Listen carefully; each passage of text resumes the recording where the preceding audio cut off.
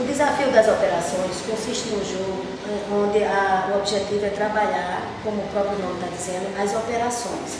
Esse jogo foi pensado em vários níveis para atender as crianças menores que só trabalham com a soma e a subtração, e as crianças maiores que podem trabalhar com somas, multiplicação, divisão e subtração, inclusive com os números negativos. Então nós vamos trabalhar com dois níveis. O primeiro nível, o conjunto dos números inteiros, positivo, trabalhando a soma e a subtração. O nível 2 do desafio das operações, ele envolve, além dos inteiros positivos, também números inteiros negativos. Então pode surgir no jogo uma situação do tipo 2 menos 3, onde a solução é o número menos 1, que é o número negativo. Para confeccionar o jogo, existem várias formas de montar esse tabuleiro. Inicialmente, um dos dados foi a questão da quantidade de números envolvidos e como organizar esses números. Pensamos inicialmente em colocar na forma tradicional, usando uma espécie de uma malha quadrangular. Mas aí depois optamos pela possibilidade de trabalhar com a malha hexagonal, por conta de sua riqueza de forma e até como um meio de já ir explorando outros conhecimentos, outros conteúdos que são importantes na matemática. Também trabalhamos com a malha quadrangular, mas colocando formas circulares.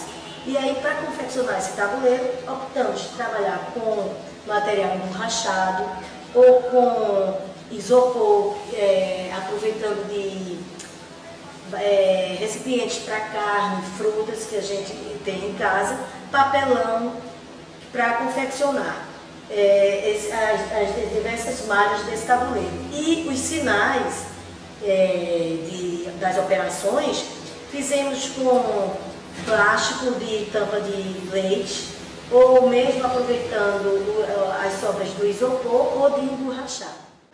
Para esse exemplo, vamos precisar de fazer o desenho da malha no material escolhido, estilete, isopor, que pode ser utilizado nos recipientes de carne e frutas, como foi colocado por Yolanda, pincel, caneta.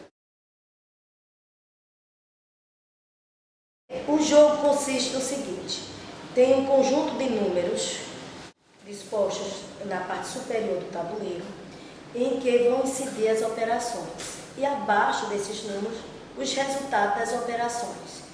A dupla ou os grupos vão escolher no conjunto que fica abaixo um número que seria resultado de uma operação, e definindo o sinal desta operação, se é de soma, se é de subtração, multiplicação ou divisão.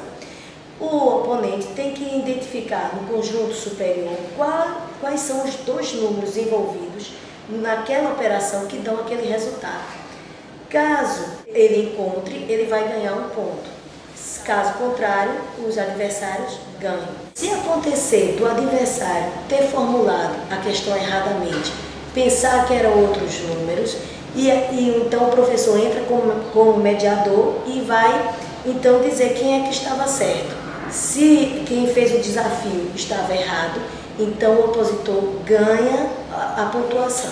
O tabuleiro do nível 2, assim como o tabuleiro do nível 1, a gente também tem 3 números na parte superior que vão servir para compor o resultado das operações. Então, o jogador 1, podemos utilizar o exemplo, Eduarda e Davi estão disputando uma partida, e Eduarda escolhe o sinal de mais e coloca sobre o número 13 do tabuleiro. Cabe a Davi tentar descobrir quais são os dois números que somados resultam em 13. Caso Davi encontre, por exemplo, fale 4 e 9, ele vai ter direito a tirar da mesa uma ficha. Caso ele erre, essa ficha será retirada por Eduarda. Vence o jogo o primeiro que conseguir 5 fichas das 9 disponíveis na mesa. Em um nível nós vamos trabalhar os números inteiros, mas só com as operações de soma e subtração. E no outro nível vamos trabalhar com os números inteiros, mas trabalhando todas as operações, multiplicação, soma, divisão e subtração. E no terceiro nível ou subnível desse segundo, a gente vai incluir os números negativos.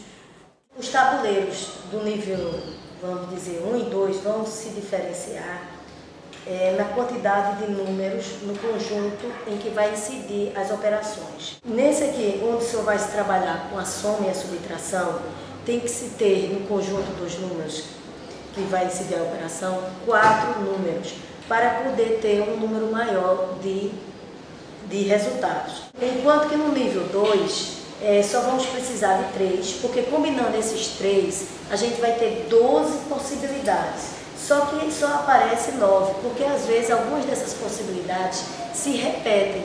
O mesmo número somado com o outro dá o valor de um outro subtraído. Então, a gente tem um limite de 9. Há situações até em que não dá para completar esses 9. Aí tem que verificar a opção, se vai ficar com esses números ou se vai se trabalhar com menos resultados.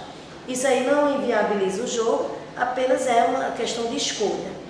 Optou-se por trabalhar basicamente com 3 números para se fazer as operações e colocar esses números em ordem crescente, para que isso facilitasse a identificação e a posição dos números. Inclusive, os resultados das operações, também se colocou os números em ordem crescente. Para evitar que se ficasse com dificuldade, por exemplo, se eu colocasse o 9 aqui, o 36, aí daqui que eu fosse descobrir onde é que estava o número, eu misturando isso, a gente achou que isso não iria acrescentar nada, iria apenas servir como um elemento dificultador. Por isso, organizamos ele em ordem crescente, que aí já temos a posição dos números, né? Bem, espero que tenham compreendido a confecção e principalmente o objetivo do jogo. E agora vamos jogar, né? Isso. Então, a gente quer agradecer pela atenção nessa apresentação e queremos convidar todos a jogar e se envolver e observar outras contribuições que o jogo pode dar à sala de aula. Vamos lá. Agora é a minha vez de começar.